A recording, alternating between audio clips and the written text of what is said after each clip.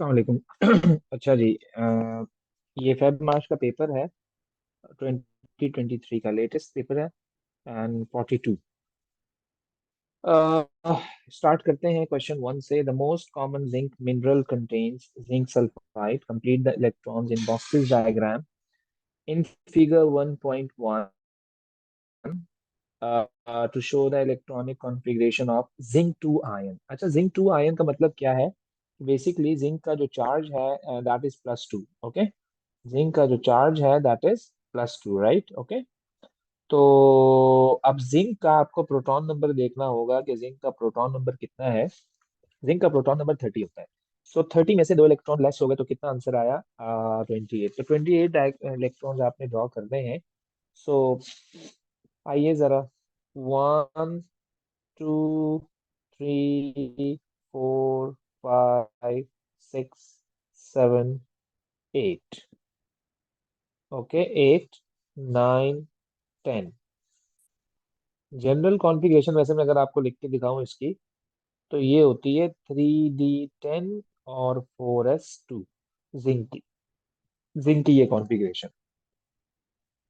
तो यहाँ पर जो दो इलेक्ट्रॉन थे वो चले गए, यहाँ पर जो दो इलेक्ट्रॉन थे वो रिमूव हो गए। तो आपके पास बचा क्या? बचा क्या आपके पास? तो सिर्फ 3D में इलेक्ट्रॉन्स बच गए आपके पास। ओके। बॉन्ड हेबर साइकिल आपको बनाकर इन्होंने दिया हुआ है। जो चीजें मिसिंग है वो आपको यहाँ पर लिखनी है। जिंक सल्फाइड आपको बनाना है। तो इन्होंने स्टार्ट किया है। पहले तो आप डेल्टा एच ऑफ फॉर्मेशन लिखें यहाँ पर। तो डेल्टा एच ऑफ फॉर्मेशन की डेफिनेशन क्या होती है? When one mole of a compound is formed from its elements in their standard states under standard condition. Zinc क्या है? सॉलिड है, तो यहाँ लिखो सॉलिड। सल्फर क्या है? सॉलिड है, तो यहाँ लिखो सॉलिड। आपस में कंबाइन हुए, ZnS बन गया। This is delta H. फिर जिंक को एटमाइज किया इन्होंने। जिंक को क्या किया? एटमाइज किया। तो जिंक किस में चला गया? गैस में। सल्फर को अभी मैं नहीं छेड़ रहा एज इट इज। सल्फर को फिर इन्होंने एटमाइज किया। ओके, ये लो, ये मैंने सल्फर को एटमाइज कर दिया। सल्फर गैस बन गया। फिर आयोनाइजेशन एनर्जी। जिंक पे +2 चार्ज है, दो दफा आयोनाइज होगा। पहले बनेगा Zn+1 और फिर बनेगा Zn+2। ये एज इट इज आ रहा है। बन गया +2। ओके, बन गया। तो इसने बेसिकली इलेक्ट्रॉन का लॉस किया है। इसने, जिंक ने। ये बन गया +2, दो इलेक्ट्रॉन का लॉस कर दिया इसने। फिर क्या हुआ? इलेक्ट्रॉन एफिनिटी किसकी? सल्फर की। सल्फर पे -2 चार्ज है। पहले एक दफा इलेक्ट्रॉन एफिनिटी करवाओ, फिर दूसरी दफा इलेक्ट्रॉन एफिनिटी करवाओ। सही हो गया? Describe the trend in the first electron affinity of the group 16 elements from sulphur to tellurium. भाई देखो, इलेक्ट्रॉन एफिनिटी होती क्या है बेटा? Electron affinity basically attraction towards electron है। बेसिकली आप कह सकते हो कि gain of electron.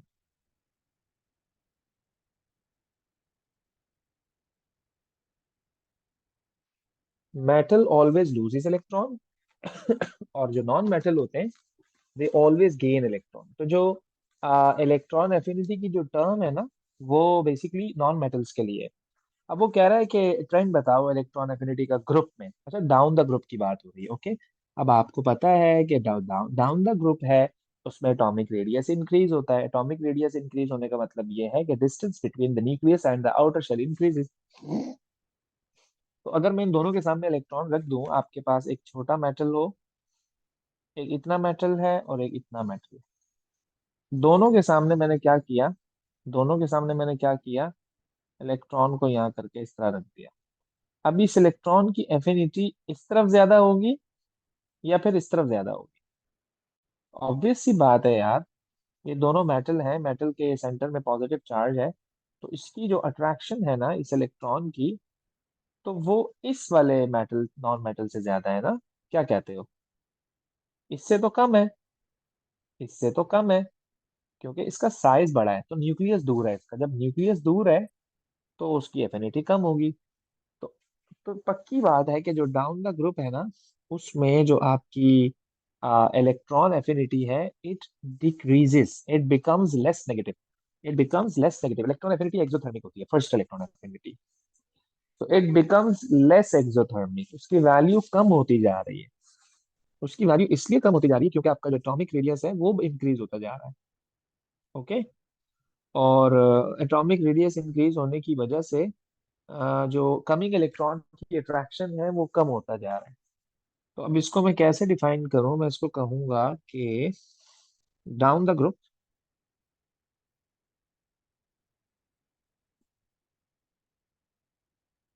Size of size of atom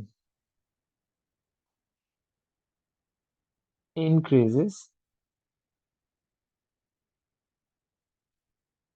increases there is less attraction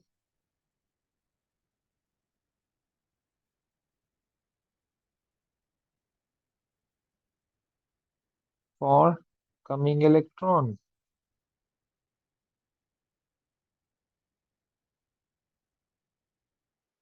So electron affinity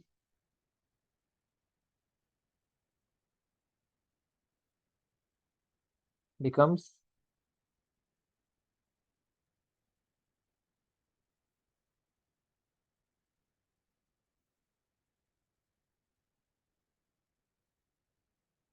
less exothermic.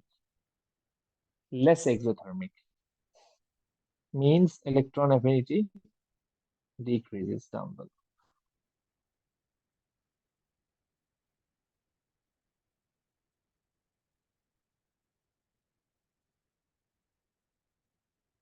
Okay. Why the lattice energy of ZnO is more exothermic than that of ZnS? तो भाई zinc और zinc तो बिल्कुल एक जैसे हैं, तो आप छोड़ दो, आप जो चीज डिफरेंट है आप उसको कंसीडर करो, उसको कंपैरिजन कराओ, उसका कंपैरिजन कराओ आप। तो O2 माइनस और S2 minus both have -2 charge, both have -2 charge है, दोनों का चार्ज भी सेम है। भाई जब चार्ज सेम होता है तो फिर आप साइज की बात करो यार। उसने खुद कह दिया कि इसकी जो लैटिस एनर्जी है वो मोर नेगेटिव है, तो यार मतलब कि मोर एक्सोथर्मिक का मतलब क्या कहते हो कि स्ट्रॉन्ग आयोनिक कंपाउंड है।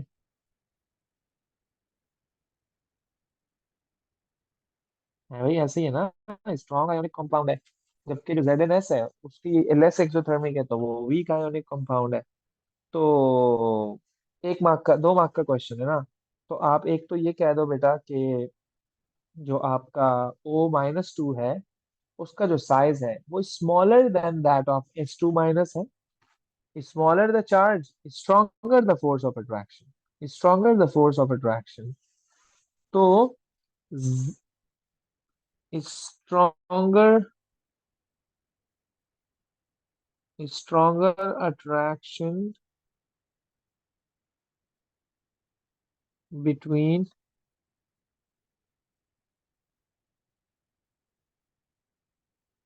Zn plus 2 and O2 minus, as the size of O2 minus is less than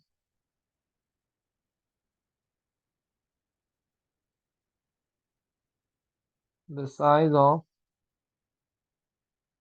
S2 minus, इसलिए उसकी जो लैटिस एनर्जी है वो ज्यादा एक्सोथर्मिक होगी। Zinc metal can be obtained in a two-step process as shown. Okay, the reactions are carried out at 800. Predict the sign of the entropy change of the reaction in step one. Explain your answer. Step one आपका ये है। तो भाई आप solid को छोड़ दो, आप गैस को देख लो यार, गैस के मोल्स कम हो रहे हैं, number of moles of gases are going to decrease, so the entropy का साइन है डिसऑर्डरनेस आपकी डिक्रीज हो रही है। डिसऑर्डरनेस डिक्रीज होने का मतलब क्या है भाई, कि डेल्टा एस आपका नेगेटिव है, सो the entropy change is negative.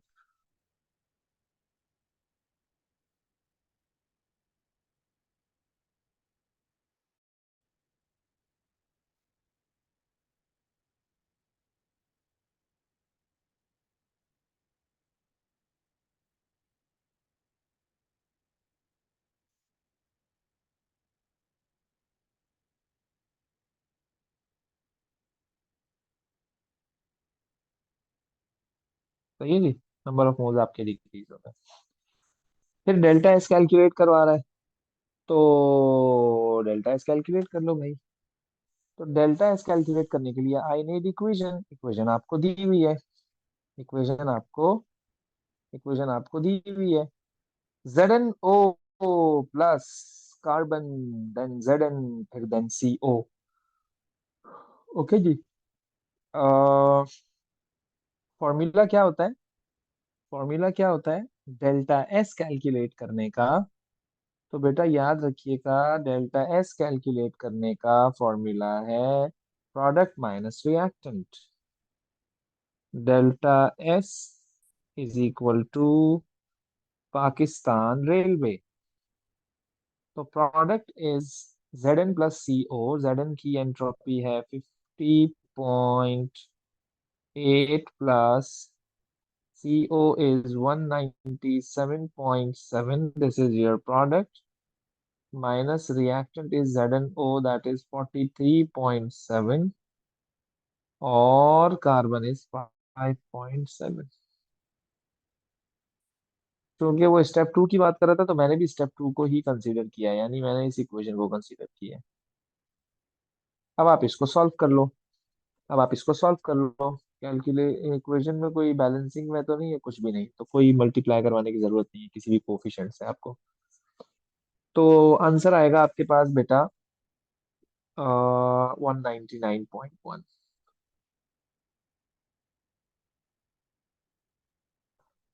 फिर कह रहा है कि डेल्टा जी बताओ। तो भाई डेल्टा जी का फॉर्मूला क्या था? Delta G is equal to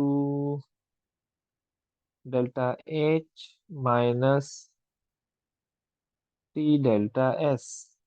तो डेल्टा एच आपको दिया हुआ है 733, minus T is temperature, that is 800 plus 273, that is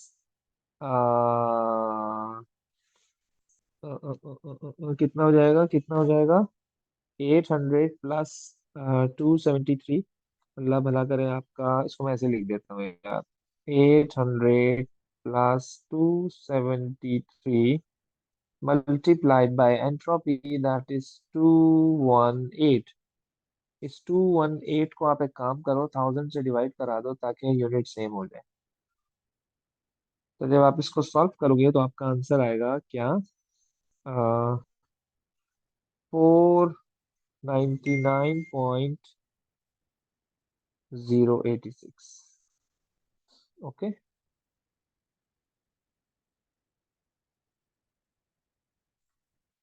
Zinc nitrate undergoes thermal decomposition. When heated, the reaction is similar to the thermal decomposition of group 2 nitrates.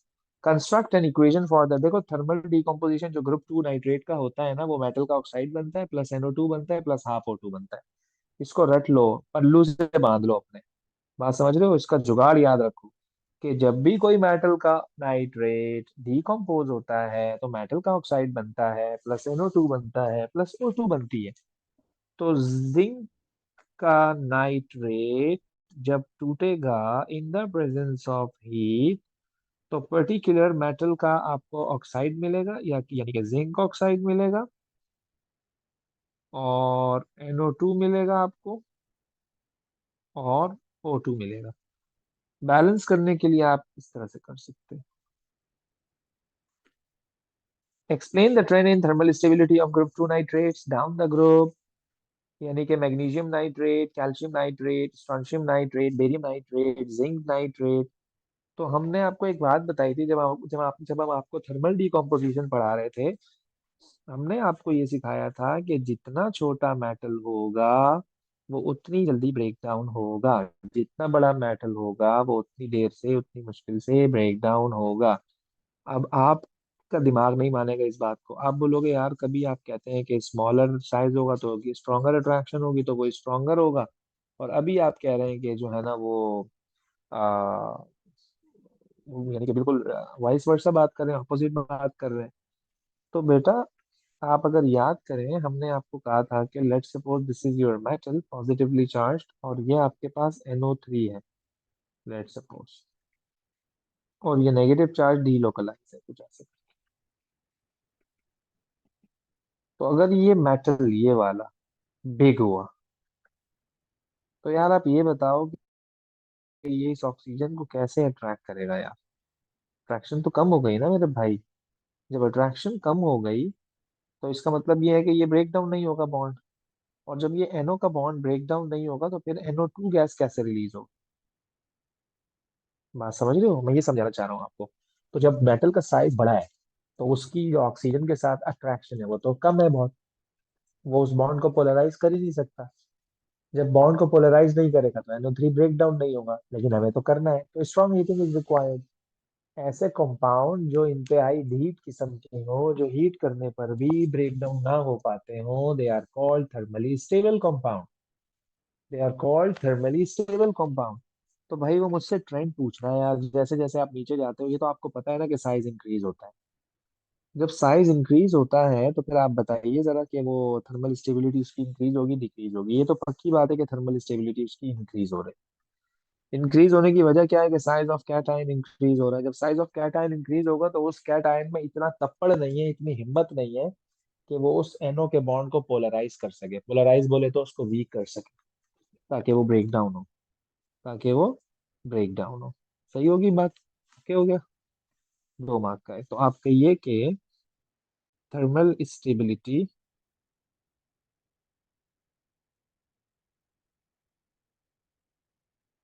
Of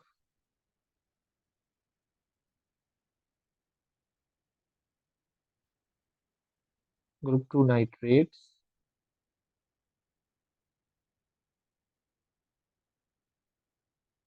increases down the group.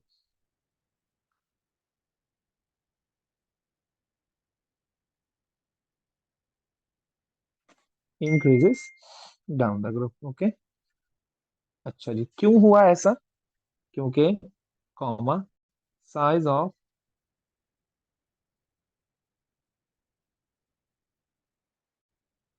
cation increases। size of cation increases। So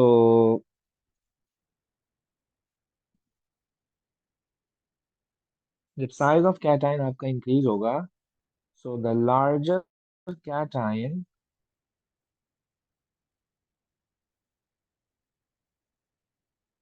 cannot polarize, cannot polarize nitrate ion।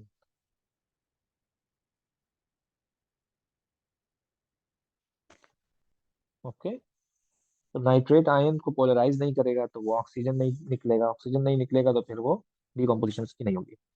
Use table 1.2 to suggest the group 2 nitrates are less thermally stable than the zinc nitrate। बेटा ये zinc nitrate है आपका। वो कहता है कि वो suggest करो कौन सा वो ग्रुप 2 का नाइट्रेट है जो लेस थर्मली स्टेबल है देन जिंक नाइट्रेट। तो लेस थर्मली स्टेबल जो होगा ना, वो सबसे छोटा साइज वाला मेटल होगा। क्योंकि वो इतना स्ट्रांग उसकी अट्रैक्शन है टुवर्ड्स ऑक्सीजन, तो वो NO3 से एक ऑक्सीजन को अपनी तरफ अट्रैक्ट कर लेगा और NO2 को वहां से फ्री कर देगा। तो मैं कहूंगा कैल्शियम का जो नाइट्रेट है दैट, मैग्नीशियम का जो नाइट्रेट है दैट इज गुड। तो वो है Mg2+।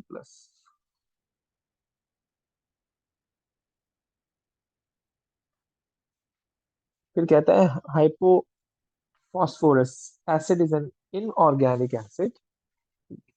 The conjugate base of hypophosphorus acid is H2PO2 minus। Give the formula of hypophosphorus acid।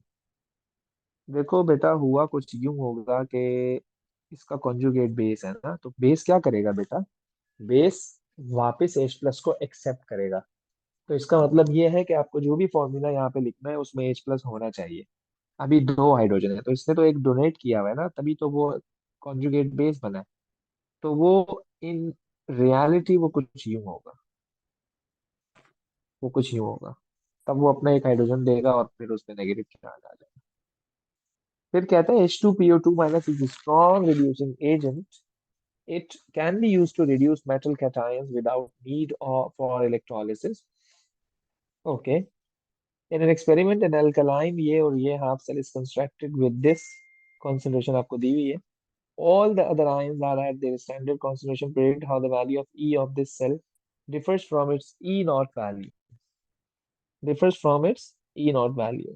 तो अब आपको ये बताना है बेटा, इक्वेशन आपको दी हुई है। अच्छा, ये जो आपको पास ई नॉट होता है ना, ये स्टैंडर्ड होता है, स्टैंडर्ड इलेक्ट्रोड पोटेंशियल होता है।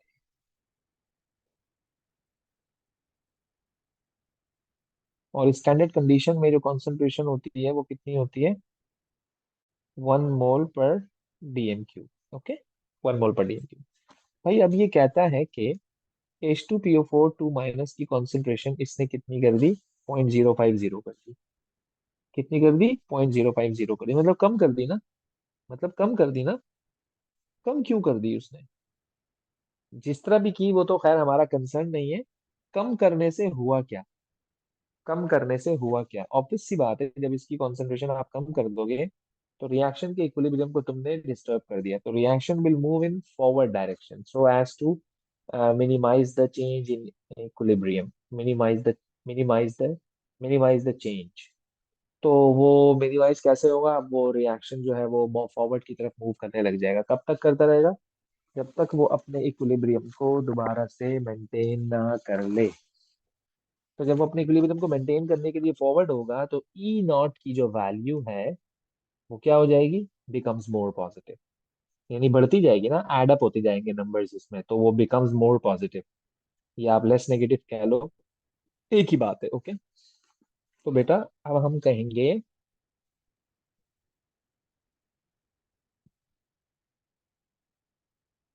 Concentration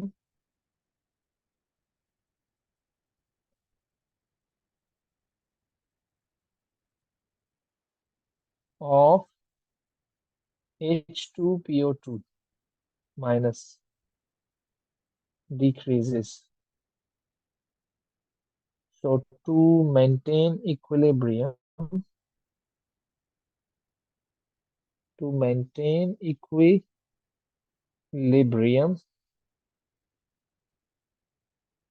reaction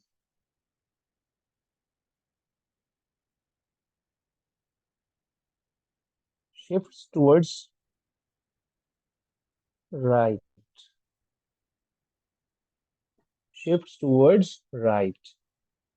So the E naught value becomes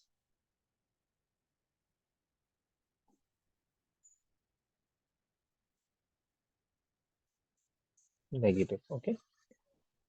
The chromium half cell is has a standard electrode potential of minus 0.74 volts.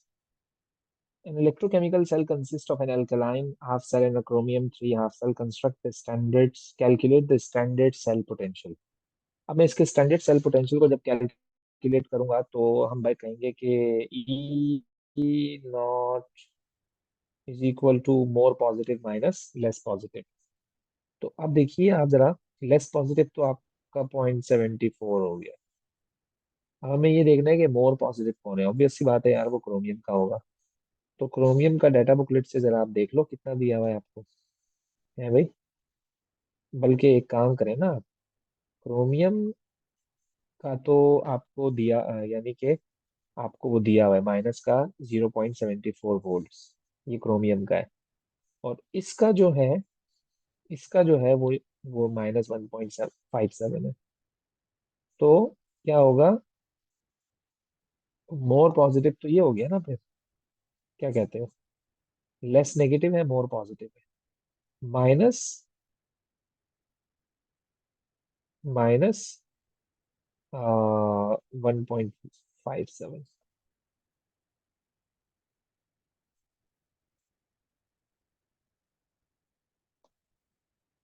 Okay जी, इसको सॉल्व करेंगे जरा तो आंसर आएगा 0.83 वोल्ट। राइट हो गया। भाई फिर कह रहा है कि कंस्ट्रक्ट करो यार, डायग्राम बनाओ भाई। शी लगा हुआ है आपके पास, उस शी से कनेक्ट करो किसको? क्रोमियम को, जिसका आपको स्टैंडर्ड इलेक्ट्रोड पोटेंशियल आपको कैलकुलेट करना है ना। आप उसके साथ उसको कनेक्ट कर दो। तो मैं क्या करूंगा, मैंने क्या किया, सॉल्ट ब्रिज लिया। ये मैंने सॉल्ट ब्रिज लिया, राइट। और इसको मैंने कुछ इस तरह से दूसरे सेल में डिप कर दिया ताकि हमारा सर्किट कंप्लीट हो जाए। राइट हो गया। कुछ ऐसे, कुछ ऐसे, और कुछ ऐसे। तो ये आपका आ गया इलेक्ट्रोड।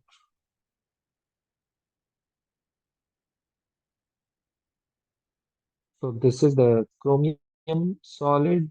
ये जो इलेक्ट्रोड है ये क्रोमियम का बना हुआ है, और ये जो सॉल्यूशन है आपके पास ये क्रोमियम 3+ का है।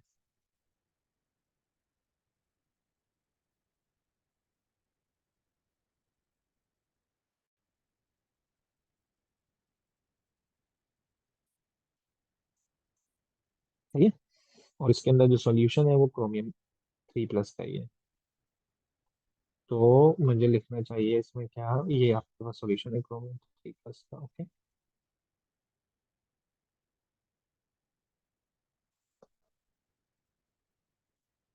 सही है। फिर क्या कहता है, लेवल figure 2.1 to show which is the positive electrode, which is the positive electrode, और the direction of electron flow in the external circuit. अच्छा, अभी हमने बेटा ये तो कनेक्ट किया नहीं यार, ये गलत मैंने लगा दिया। क्या हो गया मुझे, मैंने गलत कनेक्ट किया ये तो आपके पास सॉल्ट ब्रिज है ना, ये आ रहा है आपके पास बेसिकली।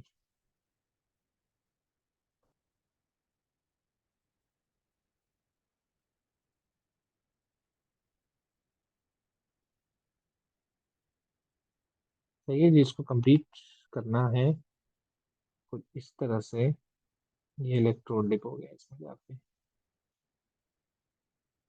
तो ये आपके पास बन गया किसका, क्रोमियम सॉलिड।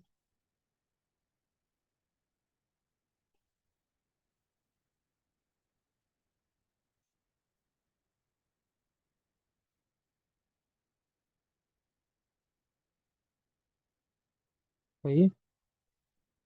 हाँ जी। अब आपको बताना यह है कि पॉजिटिव इलेक्ट्रोड आपके पास कौन सा है। पॉजिटिव इलेक्ट्रोड आपके पास कौन सा है। और क्या कह रहा है, आइडेंटिफाई द केमिकल्स। ओके, ये मैंने लगा दिया भाई वोल्ट मीटर, थोड़ी सी टेढ़ी मेढ़ी बन गई।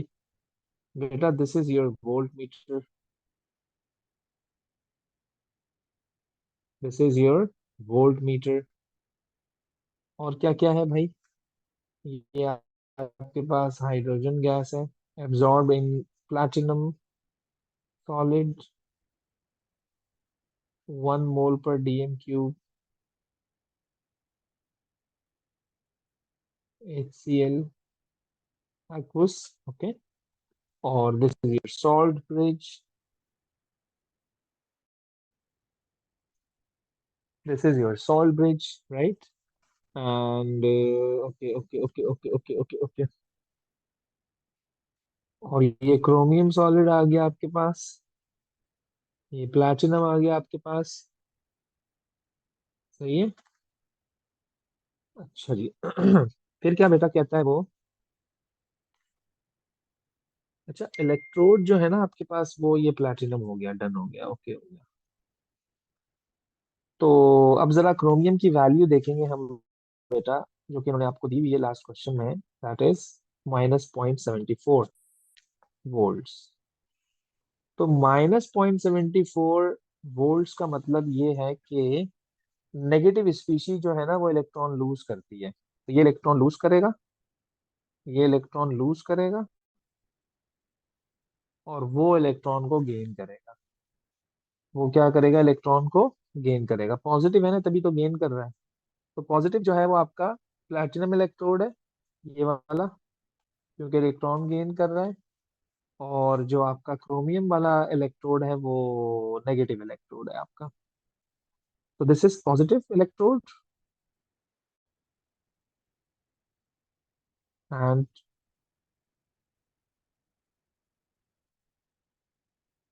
ये नेगेटिव। सही है जी, सेट हो गया। तो इंशाल्लाह इसका अगला पार्ट जो है वो हम अगली क्लास में डिस्कस करेंगे। तो इसी को यहीं पर एंड करते हैं। तो सी यू इन नेक्स्ट क्लास इंशाल्लाह। ओके जी।